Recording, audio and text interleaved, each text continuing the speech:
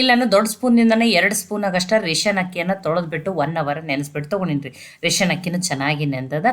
1 ಕಟ್ಟಾಗಷ್ಟು ಮೆಂತ್ಯ ಸೊಪ್ಪನ್ನು ಸೋಸ್ಬಿಟ್ಟು ತೊಳೆದು ತೊಗೊಂಡಿನಿ. ಆದಷ್ಟು ಎಳೆ ಮೆಂತ್ಯ ಸೊಪ್ಪನ್ನು ತೊಗೊರಿ, ಮತ್ತು ಕಡ್ಡಿಯನ್ನು ತೊಗೋಬಾರ್ದು, ಬರೀ ಸೊಪ್ಪನ್ನು ಅಷ್ಟೇ ಬಿಡಿಸ್ಬಿಟ್ಟು ತೊಗೋಬೇಕ್ರಿ. ಇದ್ರೊಳಗಿನ ಸ್ವಲ್ಪ ಭಾಗವನ್ನೇ ಬಳಸ್ತೀನಿ.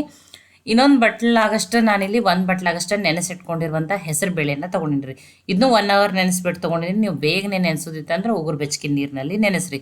ಇದಕ್ಕೆ 2 ಸ್ಪೂನ್ ಆಗಷ್ಟು ಏನು ನೆನೆಸ್ಕೊಂಡಿದ್ದಲ್ಲ ಆ ಅಕ್ಕಿಯನ್ನು ಹಾಕ್ತಾಯಿದ್ದೀನಿ. ಈ ಎರಡೂ ಮಿಕ್ಸ್ ಮಾಡ್ಕೊತೀನಿ ರೀ. ಮಿಕ್ಸ್ ಮಾಡಿಬಿಟ್ಟನೆ ನಾನು ಇದನ್ನು ಏನು ಮಾಡ್ತೀನಿ, ಮಿಕ್ಸಿ ಜಾರಿಗೆ ಹಾಕೋತೀನಿ. ನೋಡಿ, 1 ದೊಡ್ಡ ಸ್ಪೂನಿಂದ 2 ಸ್ಪೂನ್ ಆಗಷ್ಟು ಅಕ್ಕಿ, 1 ಬಟ್ಲಾಗಷ್ಟು ನೆನೆಸಿಟ್ಕೊಂಡಿರುವಂಥ ಹೆಸರು ಬೇಳೆ.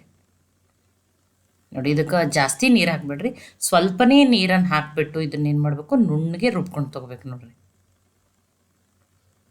ನೋಡಿ ನುಣ್ಣಗೆ ರುಬ್ಕೊಂಡು ತೊಗೋತೀನಿ. ಈಗ ಇದನ್ನು ನೋಡಿ ನುಣ್ಣಗೆ ರುಬ್ಕೊಂಡು ತೊಗೊಂಡಿದ್ದೀನಿ. ಈಗ ಇದನ್ನು ಬೇರೆ ಪಾತ್ರೆಗೆ ಹಾಕೊಂಡ್ರಿ.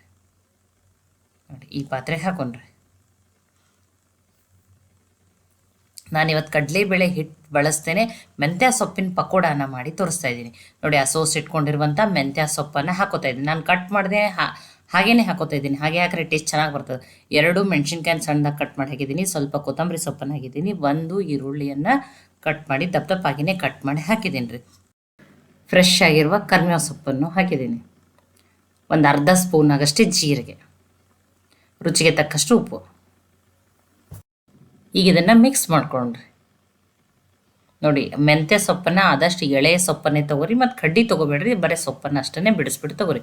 ನೋಡಿ, ಎಲ್ಲ ನೀಟಾಗಿ ಮಿಕ್ಸ್ ಮಾಡಿದ್ದೀನಿ. ಆಲ್ರೆಡಿ ಎಣ್ಣೆಯನ್ನು ಕಾಯ್ಲಕ್ಕೆ ಇಟ್ಟೀನಿ. ನೋಡಿ, ಈ ರೀತಿ ಚಿಕ್ಕ ಚಿಕ್ಕ ಪಕೋಡಗಳನ್ನ ಬಿಡೋಣ್ರಿ.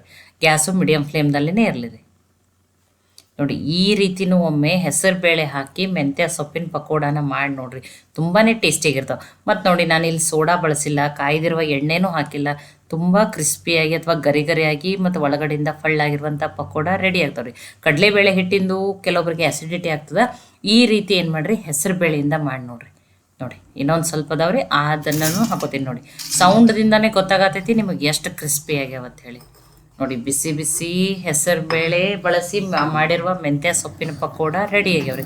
ನಾನು ನಿಮಗೆ ಮುರಿದು ಬಿಟ್ಟನ್ನು ತೋರಿಸ್ತೀನಿ. ನೋಡಿರಿ, ನೋಡಿ ಹೊರಗಡೆಯಿಂದ ಕ್ರಿಸ್ಪಿ, ಒಳಗಡೆನೂ ನೋಡಿರಿ ಎಷ್ಟು ಫಳ್ಳಾಗ್ಯಾವ. ಸೋಡಾ ಹಾಕಿಲ್ಲ, ಏನೂ ಹಾಕಿಲ್ಲ ಅಂದ್ರೂ. ನೋಡಿ, ಈ ರೀತಿ ಹೆಸರು ಬೇಳೆ ನೆನೆಸಿರುವ ಅಕ್ಕಿ ಬಳಸಿ ಈ ಮೆಂತ್ಯ ಸೊಪ್ಪಿನ ಪಕೋಡನ ಖಂಡಿತ ಟ್ರೈ ಮಾಡಿ ನೋಡಿರಿ. ಇದನ್ನು ಬಿಸಿ ಬಿಸಿ ಕರೆದಿರೋ ಮೆಣಸಿನ್ಕಾಯಿ ಜೊತೆನೂ ನೀವು ಸರ್ವ್ ಮಾಡ್ಬೋದು, ಸಾಸ್ ಜೊತೆ ಸರ್ವ್ ಮಾಡ್ಬೋದು, ಗ್ರೀನ್ ಚಟ್ನಿ ಜೊತೆನೂ ಸರ್ವ್ ಮಾಡ್ಬೋದು. ಈ ಮೆಂತ್ಯ ಸೊಪ್ಪಿನ ಪಕೋಡ ರೆಸಿಪಿ ನಿಮಗೆ ಇಷ್ಟ ಆಗಿತ್ತಂದ್ರೆ ಲೈಕ್ ಮಾಡಿ, ಶೇರ್ ಮಾಡಿ, ಕಮೆಂಟ್ ಮಾಡಿರಿ.